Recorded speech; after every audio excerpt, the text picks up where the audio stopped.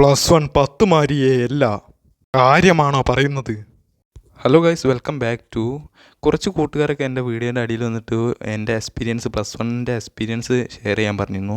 അപ്പോൾ as A CS സ്റ്റുഡൻറ്റിൻ്റെ എക്സ്പീരിയൻസിൻ്റെ video ആണിത്. +1ൻ്റെ ആദ്യം തന്നെ എനിക്ക് എങ്ങനെയാണ് +1 എൻ്റെ എങ്ങനെയാണ് കടന്നു പോയത് അതൊക്കെ പറയാം. അത് കഴിഞ്ഞിട്ട് +1നെ കുറിച്ചുള്ള കുറച്ച് ടിപ്സൊക്കെ പറയാം. എങ്ങനെയാണ് +1 ഏതൊക്കെ വിഷയം എങ്ങനെയൊക്കെ പഠിക്കുന്നത് എന്നുള്ളത്. അപ്പോൾ നമ്മൾ നേരെ വീഡിയോയിലോട്ട് തന്നെ കിടക്കാം. ആദ്യം തന്നെ പറയാമല്ലോ, +1 കുറച്ച് ലേറ്റ് ആയിട്ടാണ് തുടങ്ങിയത്. ജൂലൈ 1-നാണ് നമുക്ക് സ്റ്റാർട്ട് ചെയ്തത്. ജൂലൈ 1-ന് സ്റ്റാർട്ട് ചെയ്ത് ഞാനാണെങ്കിൽ ഓഫ്ലൈൻ ട്യൂഷനൊന്നും പോയിട്ടില്ലായിരുന്നു. ആദ്യം തന്നെ എക്സാമിനറിൻ്റെ ഒരു ബാച്ചിൽ ചേർന്നിരുന്നു, അഗ്നി ബാച്ചിൽ എന്ന് പറഞ്ഞിട്ട്. അതിൽ ഞാനാണെങ്കിൽ ആദ്യം തന്നെ സ്കൂൾ പൂട്ടിയപ്പോൾ തന്നെ ചേർന്നിരുന്നു. എന്നിട്ട് റിസൾട്ട് വന്നു കഴിഞ്ഞപ്പോൾ എനിക്ക് വല്ലാത്തൊരു ഇതായി. ഫുൾ A+ കിട്ടിയപ്പോൾ പിന്നെ അങ്ങോട്ട് കുറച്ച് ഫുൾ A+ കിട്ടിയല്ലേ എന്ന് പറഞ്ഞിട്ട് ഞാൻ ഡോയപ്പി. അതുവരെ പഠിച്ചിരുന്നു അഗ്നി ബാച്ചിലൊക്കെ ചേർന്നിട്ട്. ബയോ സയൻസിനായിരുന്നു ഞാൻ അപ്പം ചേർന്നത്. പിന്നെയാണ് CSക്ക് മാറിയത്. ബയോ സയൻസ് ചേർന്നിട്ട് ഞാൻ നല്ല രീതിയിൽ പഠിച്ചിരുന്നു. പിന്നെ റിസൾട്ട് ഫുൾ A+ എന്ന് കണ്ടപ്പം പിന്നെ ഞാൻ നല്ല ഉഴപ്പാൻ തുടങ്ങി. ഒരു ഗെയിമൊക്കെ കയറ്റി പിന്നെ ആ ഗെയിമിൽ തന്നെയായി. സ്കൂൾ തുറന്നപ്പോഴാണ് ആ ഗെയിം ഡിലീറ്റ് ചെയ്തത്. സ്കൂൾ തുറന്നിട്ടുണ്ട് നല്ല രീതിയിൽ പഠിക്കുക വിചാരിച്ച് സ്കൂളിൽ പോയപ്പം എനിക്ക് ആദ്യം തന്നെ ഞാൻ എക്സാമിനറിലൊക്കെ കണ്ടതാണല്ലോ. അപ്പോൾ ആദ്യത്തെ ചാപ്റ്ററൊക്കെ വലിയ കുഴപ്പമില്ലാതെ മുന്നോട്ട് പോയി. പിന്നെ കുറച്ച് ദിവസം ഇങ്ങനെ മുന്നോട്ട് പോയപ്പം പിന്നെ അത്യാവശ്യം മാർക്കൊക്കെ കിട്ടിക്ക്.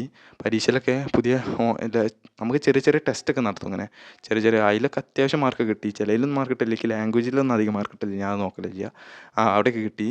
പിന്നെ ഞാൻ മെല്ലെ മെല്ലെ ഉഴപ്പി. പിന്നെ അങ്ങോട്ട് ഏകദേശം ഒരു ജൂൺ, ജൂലൈ, ആഗസ്റ്റ്, സെപ്റ്റംബറൊക്കെ കഴിഞ്ഞ് അപ്പം ഞാൻ ഉഴപ്പൽ തുടങ്ങി.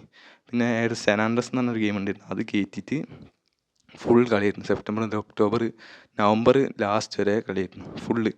അത് സാൻ ആൻഡ്രിയാസ് കയറ്റിയിട്ട് എനിക്ക് അധികമൊന്നും പഠിക്കാൻ കഴിഞ്ഞില്ല. പിന്നെ ഓൺ എക്സാം ഇല്ലായിരുന്നു നമുക്ക്. +1 നേരെ പോയി തുടങ്ങിയിട്ട് ഓൺ എക്സാം ഇല്ലായിരുന്നു. അതിന് പകരം സ്കൂളിൽ തന്നെ ചെറിയ ടെസ്റ്റ് ഇരുന്നു. അതിലൊക്കെ നല്ല രീതിയിൽ മാർക്ക് കുറവായിരുന്നു. അങ്ങനെ ആയി. പിന്നെ ഡിസംബർ ആയപ്പോഴാണ് എനിക്കൊരിത് വന്നത്.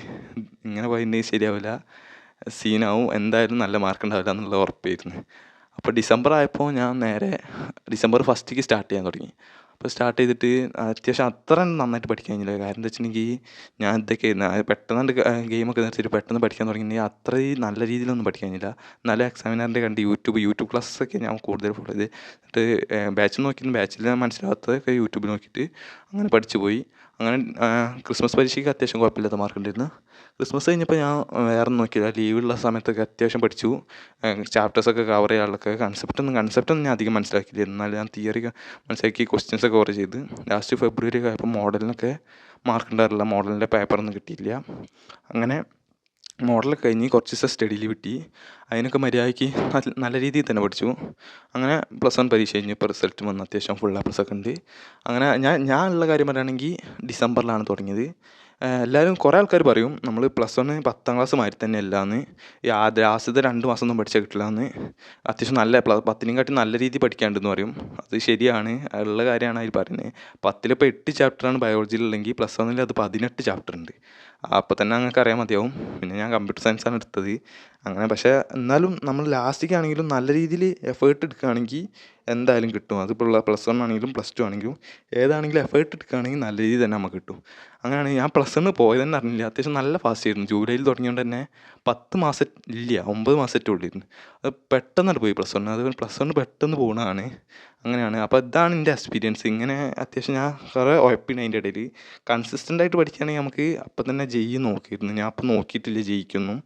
ഞാൻ എന്നിട്ട് ഇപ്പോൾ ലാസ്റ്റ് ഡിസംബറിലായിരുന്നു ചേർന്നത്. ഡിസംബറിൽ തന്നെ ജയിക്കും നോക്കാൻ തുടങ്ങി. അങ്ങനെയാണ് പോയത് ഞാൻ.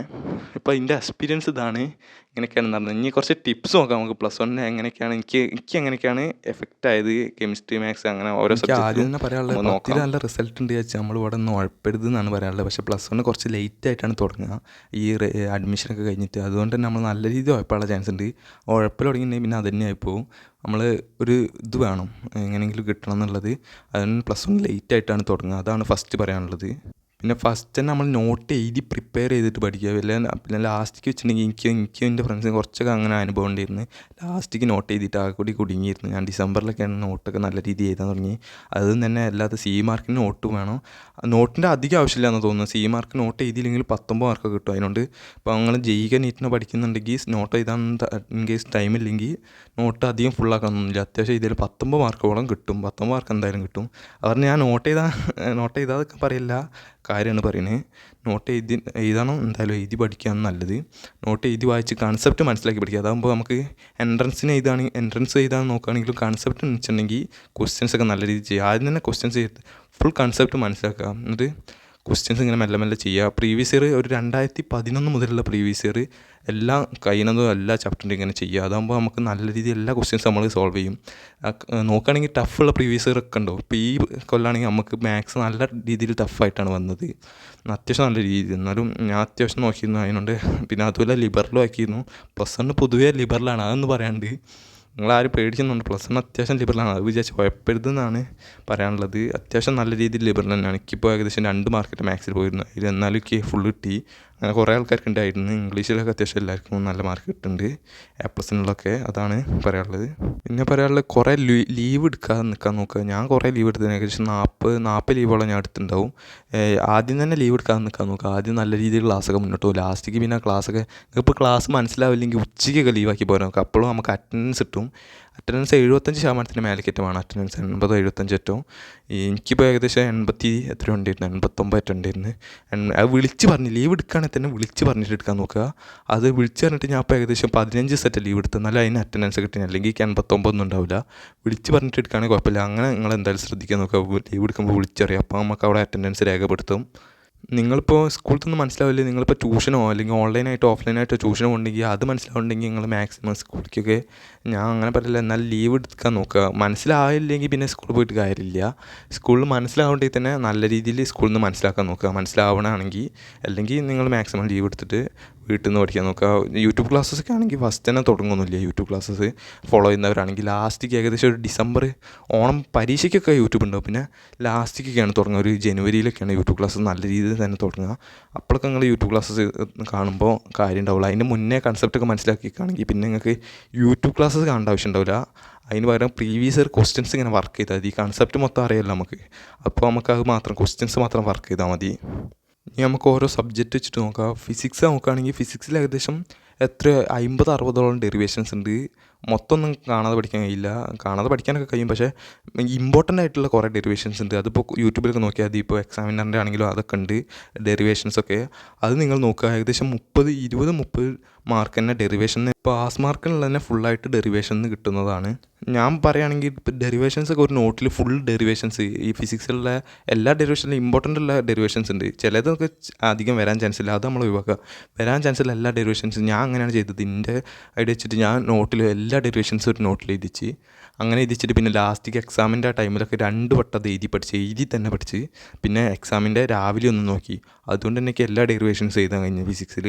ഏകദേശം നമുക്കത്തെ 20 മാർക്കിന് 22 മാർക്കിന് ഡെറിവേഷൻസ് നിന്ന് അത് ഫുൾ എഴുതാൻ കഴിഞ്ഞു. അപ്പോൾ ഡെറിവേഷൻസ് നല്ല ഇമ്പോർട്ടൻസ് കൊടുക്കുക. ക്വസ്റ്റ്യൻസ് എന്ന് പറഞ്ഞാൽ നമുക്ക് എങ്ങനെ തിരിച്ച് മറിച്ചൊക്കെ ഇടാൻ കഴിയും. ഡെറിവേഷൻസ് എന്ന് പറഞ്ഞെങ്കിൽ ഒരേ രീതിയിലിടാനുള്ള, അത് നമുക്ക് എല്ലാവർക്കും ചെയ്യാൻ കഴിയും അത് ഡെറിവേഷൻസ്. അപ്പോൾ എല്ലാവരും ഡെറിവേഷൻസ് നോക്കുക. പിന്നെ ഒരു ഗ്രാഫൊക്കെ നോക്കുക എല്ലാവരും. അത് കഴിഞ്ഞിട്ട് നമ്മൾ നോക്കുകയാണെങ്കിൽ ഫിസിക്സിൽ കൺസെപ്റ്റ് നല്ല രീതിയിൽ പഠിക്കുക. എന്നിട്ട് പ്രീവിയസ് ഇയർ ഹിസ്റ്ററി ഒരിക്കലും വിടരുത്. നല്ല രീതിയിൽ തന്നെ ക്വസ്റ്റ്യൻസ് ചെയ്യുക. ക്വസ്റ്റ്യൻസിന് ഒരു കണക്കും ഉണ്ടാവരുത്. ഇങ്ങനെ ചെയ്തുകൊണ്ട് കിട്ടുന്ന ക്വസ്റ്റ്യൻസ് ഒക്കെ ചെയ്യുക. കാരണം എന്താ വെച്ചിട്ടുണ്ടെങ്കിൽ നമുക്ക് ഏതാണ് ടഫ് ആവുമെന്ന് പറയാനില്ല. ചില ടൈമിൽ ഓരോന്ന് ടഫ്. അപ്പോൾ നമുക്ക് മാത്സാണ് ടഫായത്, നിങ്ങൾക്ക് ഏതാവും ടഫ് ആവുമെന്ന് പറയാൻ കഴിയില്ല. ചിലപ്പോൾ ഒന്നും ടഫാവില്ല, അത് നമ്മൾ വിചാരിക്കരുതല്ലോ. ചിലപ്പോൾ 3 ടഫായിട്ടുണ്ടെങ്കിൽ നമുക്ക് പണി കിട്ടും. അതുകൊണ്ട് എല്ലാം നല്ല രീതിയിൽ തന്നെ പ്രിപ്പയർ ആയി നിൽക്കുക നമ്മൾ എന്തിനും നേരിടാൻ വേണ്ടിയിട്ട്. അപ്പം പിന്നെ രണ്ടാമത് കെമിസ്ട്രി നോക്കുകയാണെങ്കിൽ ഓർഗാനിക് കെമിസ്ട്രി ഉണ്ട് 2 ചാപ്റ്റർ +1.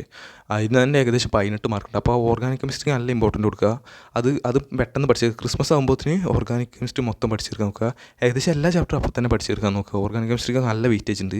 അപ്പോൾ ഓർഗാനിക് കെമിസ്ട്രിയിൽ തന്നെ ലാസ്റ്റത്തെ പാഠത്തിൽ ഏകദേശം കുറേ നല്ല രീതിയിൽ റിയാക്ഷൻസ് ഉണ്ട്. അതൊക്കെ എഴുതി തന്നെ പഠിക്കണം. എഴുതി തന്നെ അല്ലെങ്കിൽ മറന്നു പോകുക എന്തായാലും. പിന്നെ അങ്ങനെ ചെയ്തിട്ട് തിയറി മൊത്തം നല്ല കൺസെപ്റ്റൊക്കെ റെഡിയാക്കിയിട്ട് ക്വസ്റ്റ്യൻസ് ചെയ്യുക. കെമിസ്ട്രിയിൽ മാത്സിലാണെങ്കിൽ മിനിമം തിയറി മാക്സിമം ക്വസ്റ്റ്യൻസാണ്. അധികം തിയറി ഉണ്ടാവില്ല മാത്സിൽ. ക്വസ്റ്റ്യൻസാണ് മെയിൻ. പിന്നെ കൺസെപ്റ്റ് നല്ല രീതിയിൽ മനസ്സിലാക്കുക. അതാകുമ്പോൾ നമുക്ക് എന്തിക്കും ആവശ്യം വരും. എൻട്രൻസിക്ക് ആണെങ്കിലും റിപ്പീറ്റ് ചെയ്യുകയാണെങ്കിലും അല്ലെങ്കിൽ +2ൻ്റെ കൂടെ ഇതാണെങ്കിലും ഒക്കെ ആവശ്യം വരും. പിന്നെ നോക്കുകയാണെങ്കിൽ നമുക്ക് ലാംഗ്വേജസ് ആണ്. ബയോളജിയും കമ്പ്യൂട്ടർ സയൻസും ഉണ്ട്. ബയോളജിക്കാണെങ്കിൽ അത്യാവശ്യം എല്ലാ ചാനലിലും നല്ല രീതിയിലുള്ള വീഡിയോസ്. കമ്പ്യൂട്ടർ സയൻസ് ഞാൻ പറയുകയാണെങ്കിൽ എനിക്ക് നല്ല രീതിയിലുള്ളൊരു വീഡിയോസ് കിട്ടിയില്ല. എജുപോർട്ടിലൊക്കെ അത്യാവശ്യം കൊള്ളാം, പക്ഷേ അവരൊക്കെ എക്സാമിൻ്റെ തലേന്നൊക്കെയേ വീഡിയോസ് ഉണ്ടാവുള്ളൂ. എക്സാം അടുക്കുമ്പോൾ അതിൻ്റെ മുന്നൊന്നും ഉണ്ടാവില്ല. നമ്മൾ മാക്സിമം സ്കൂളിൽ നിന്ന് തന്നെ കമ്പ്യൂട്ടർ സയൻസ് ആണെങ്കിൽ സ്കൂളിൽ നിന്ന് തന്നെ നമ്മൾ പഠിച്ചെടുക്കാൻ നോക്കുക. സ്കൂളത്തെ മനസ്സിലാവുകയാണെങ്കിൽ അല്ലെങ്കിൽ ടെസ്റ്റ് നല്ല രീതി വയ്ക്കുക. NCERT ബയോളജിക്ക് അതന്നെ എല്ലാത്തിനും NCERT വയ്ക്കണം. പിന്നെ ലാംഗ്വേജ് നോക്കുകയാണെങ്കിൽ ഹിന്ദി ഇംഗ്ലീഷ് ഉണ്ട്. അത് മാക്സിമം നമ്മൾ ആദ്യം തന്നെ നോക്കരുതെന്നല്ല, സ്കൂളിൽ നിന്ന് എന്തായാലും എടുക്കുമ്പോൾ നമുക്ക് വേറെ അങ്ങോട്ടും പോകാനൊന്നും കഴിയില്ല. അപ്പോൾ സ്കൂളിൽ നിന്നൊക്കെ അത് പഠിച്ചിട്ട് ലാസ്റ്റ് പരീക്ഷ ഞാൻ ലാസ്റ്റ് 3 ദിവസം കൊണ്ടാണ് ഈ ലാംഗ്വേജും ഇംഗ്ലീഷൊക്കെ നോക്കിയത്.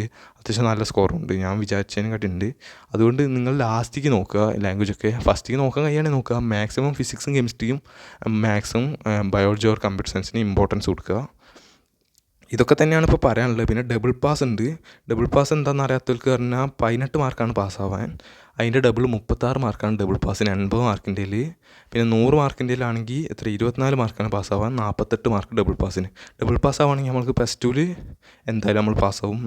അത് നോക്കരുത്, നമ്മൾ എന്തായാലും നല്ല A+ക്ക് അല്ലെങ്കിൽ ഫുൾ മാർക്കിക്ക് തന്നെ നമ്മൾ എയിം ചെയ്യുക, എന്നിട്ട് അത് നേടുക തന്നെ ചെയ്യുക. അപ്പോൾ ഇത്രയാണ് എൻ്റെ എക്സ്പീരിയൻസും പിന്നെ കുറച്ച് ടിപ്സൊക്കെ. കുറച്ച് ലെങ്ത്ത് കൂടിയെന്ന് തോന്നുന്നു വീഡിയോയ്ക്ക്. എന്തായാലും നിങ്ങൾക്ക് യൂസ്ഫുള്ളായി വിചാരിക്കുന്നു. യൂസ്ഫുൾ ആവുകയാണെങ്കിൽ എല്ലാവരും ലൈക്ക് ചെയ്യുക, ഷെയർ ചെയ്യുക, സബ്സ്ക്രൈബ് ചെയ്യുക. ഒരു 100 ലൈക്കാണ് ഇതിൻ്റെ ടാർഗറ്റ് വരുന്നത്. അത്യാവശ്യം കുഴപ്പമില്ലാത്ത ടാർഗറ്റാണ്. അപ്പോൾ എല്ലാവരും സപ്പോർട്ട് ചെയ്യുക.